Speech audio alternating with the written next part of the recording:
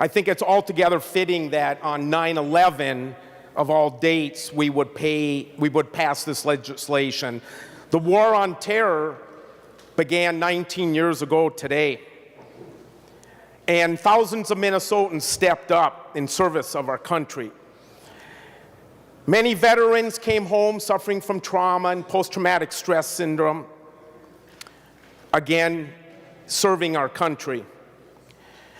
And in special session 2, I rose in support of this bill, and the vote was 35-32, and it failed. And I went home that night, I've reflected why so many of my colleagues voted against such a measure as this. And as I left that day, I happened to gaze up at those two veterans in that mural that are gazing down at us.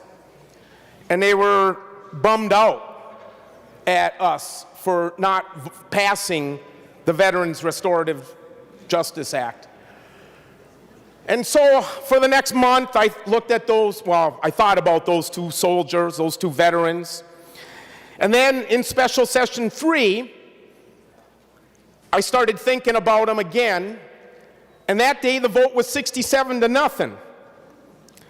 And I looked up at those two veterans, and they lost their facial expressions of disdain upon this wonderful, illustrious body, and they had a slight smile on their face. But they were gazing over at the House this time, who had not passed the bill. And now today, I gaze up at those two in special session 4, and I get to look at those two veterans who are looking down at us and thank them for their service to their country and to honor them for their service.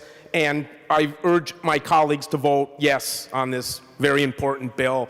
Thank you, Mr. President. The Secretary